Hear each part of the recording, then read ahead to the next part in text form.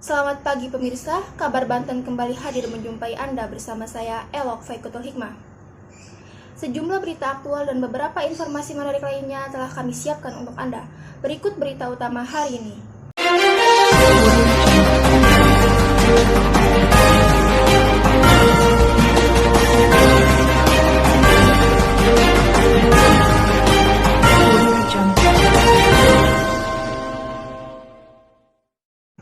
Pertemuan kedua mata kuliah Teknik Reportase dan Investigasi Berita yang dilakukan oleh sejumlah mahasiswa KPI kelas 5C berlangsung khidmat pada Senin 4 September lalu.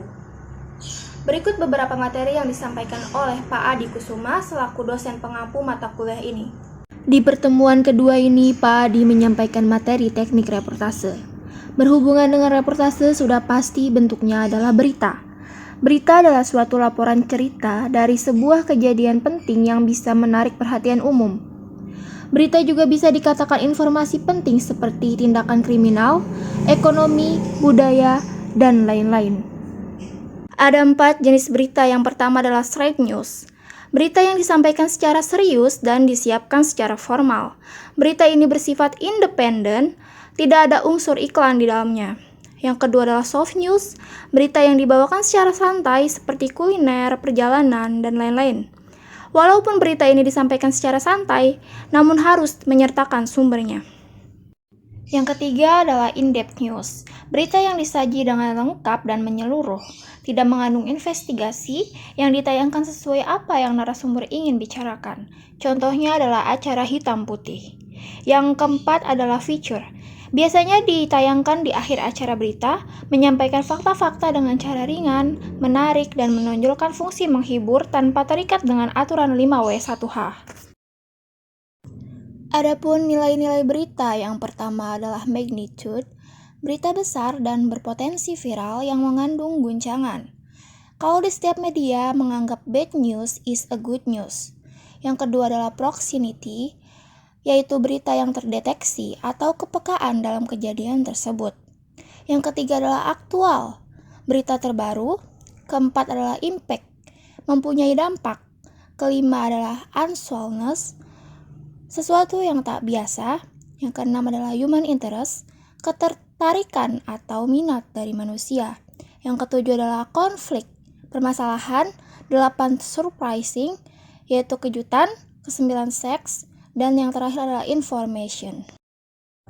Lalu pemirsa, berita juga mempunyai syarat-syarat. Yang pertama adalah aktual, berita yang terbaru. Faktual, berita yang melingkupi fakta-fakta dan tidak mengada-ada. Yang ketiga adalah penting, berita yang berbobot. Yang keempat adalah menarik. Tentunya masyarakat menginginkan berita yang menarik perhatian.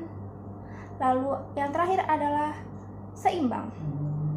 Berita-berita yang sudah kita bahas tadi dapat kita temukan di berbagai media massa. Yang pertama ada media cetak, yaitu koran, media cyber, yaitu contohnya adalah Instagram, YouTube, TikTok, dan media sosial lainnya.